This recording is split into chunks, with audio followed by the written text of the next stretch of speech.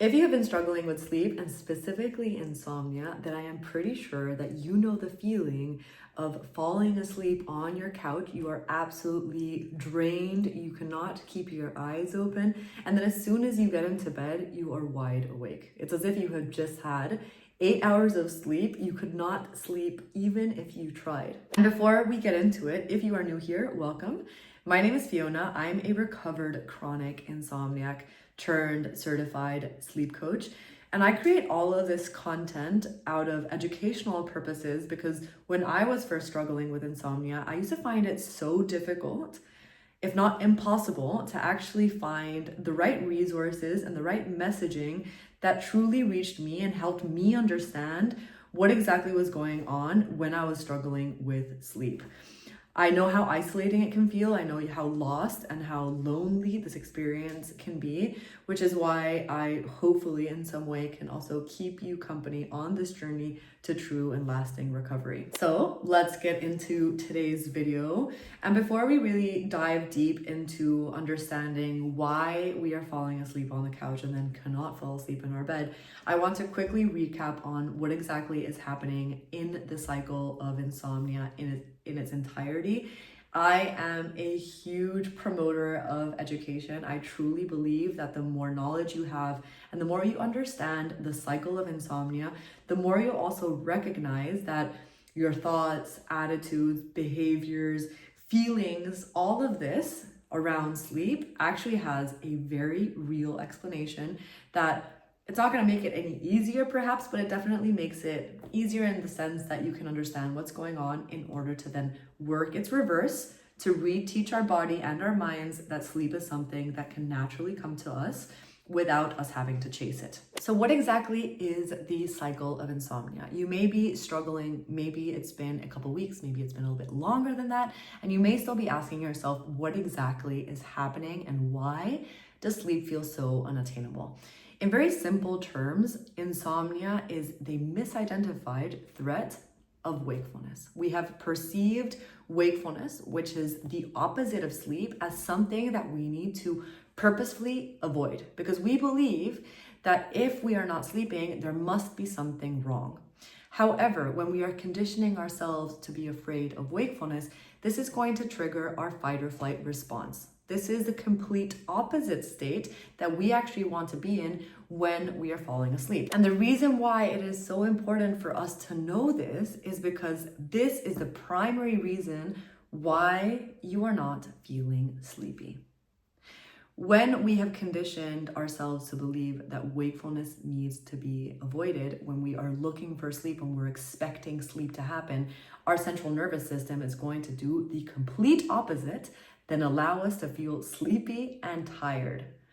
In a way, it is actually working in your favor. It feels like it's actually working to your detriment, but if you can almost like change and kind of alter your perspective into seeing that your body is actually doing this for you, not against you, because there is this perceived threat involved, you can also start understanding why you're specifically feeling this way and actually how we can slowly and gently teach our body the complete opposite and retrain us to believe and actually experience that wakefulness isn't something that needs to be avoided. And two, sleep is always going to be something that naturally comes to us. And because sleep is always something that naturally comes to us, we can now understand why we are falling asleep on a couch and not actually falling asleep on our bed. Intention behind sleep truly is everything, especially if you are struggling with insomnia. Insomnia is already something that plagues your mind 24/7. You're probably already thinking about it all the time, and you're specifically thinking about it more leading up to bedtime and definitely when you're getting in bed and trying to make sleep happen because you are fearful of the fact that it may not happen again. And that is already a horrible experience that you have already gone through. And again, your mind and your body is going to try to do everything possible to avoid that happening again. So why are you actually falling asleep on the couch though? And that's because you are not looking for sleep on your couch. And actually this can be an amazing and aha moment situation because you can actually recognize that sleep is something that does not need to be chased. In fact, Sleep is something that comes to you when you least expect and when you allow sleep to happen. The reason why you no longer feel sleepy in bed is because the intention behind what you are looking for is different. And look, I recognize that you may be listening to this video and you may also think that this is conflicting, information with what you've heard before. If you have been following a CBTI program, CBTI, which is cognitive behavioral therapy for insomnia, which is currently the gold standard treatment for insomnia, I personally believe it has quite a few things that need to maybe be amended. But if you have been following these recommendations, then CBTI implies that you have a association with the bedroom and your bed as a place of wakefulness. However, there's a clear misunderstanding here that it is not your bedroom that you have conditioned as a place of wakefulness, but it is actually the relationship with wakefulness itself that perpetuates the cycle of insomnia. So going a little bit deeper here, if you feel like you have been actually falling asleep on your couch and then you've been, very awake in your bedroom, you may actually come to the conclusion that you can no longer sleep in your bedroom. So you actually start spending nights on your couch, perhaps even start off great. And I'm sharing this because I personally did this in my own insomnia recovery. Like, I could not fall asleep in my own bedroom. I had to take myself to the couch. However, what's problematic here, also one, if you're sleeping, fantastic. Two, however, is that the true issue with insomnia is not where we're sleeping. It is more how we actually relate to wakefulness itself. And if you are actually sleeping on the couch temporarily or for however long, this just means that you have given up the fight with wakefulness itself because you feel safe in order to surrender to wakefulness happening, right?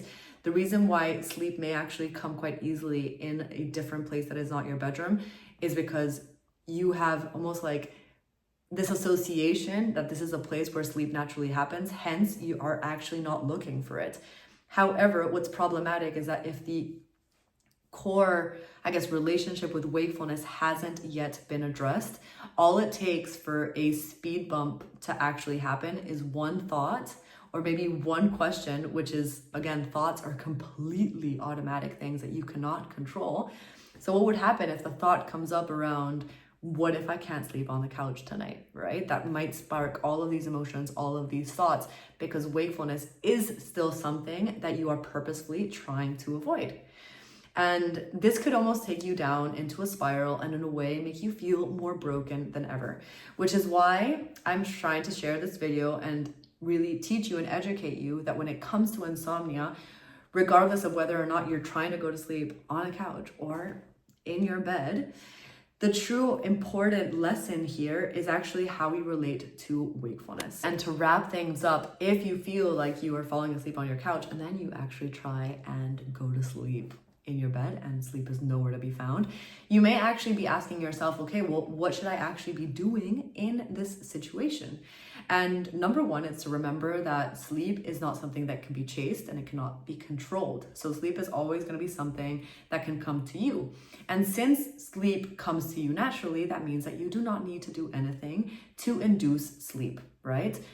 I have a few recommendations. Number one, you can focus on rest instead of sleep. The more we focus on rest instead of actually making sleep happen, the more we can allow ourselves to simply be in that experience in a way we're befriending wakefulness and teaching our brain and our bodies that we are safe.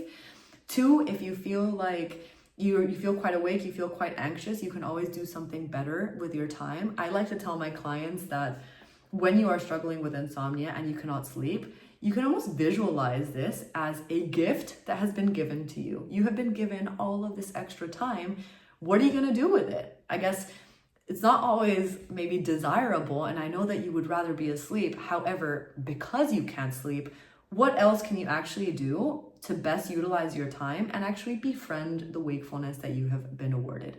This could be reading a book, listening to a podcast. Honestly, it could even be watching Netflix. Pretty much, you can do anything you really desire with this time. And main important lesson for this video in entirety is that sleep is not something you can chase. In fact, you can use the experience of falling asleep on the couch as actual perfect proof that sleep is not something you need to control, and it is something actually that comes to you without and with the lack of effort. Anyway, I hope this video helped. If there was something that was not clear, or if you want me to cover anything specific in a future video, please go ahead and drop your comments below. Also, I have also linked a few free resources. I also share a weekly newsletter, and if you'd ever like more personalized guidance, feel free to also drop me an email, and I promise to get back to you within 24 hours. Anyway, I hope you have a wonderful day, and we'll speak soon.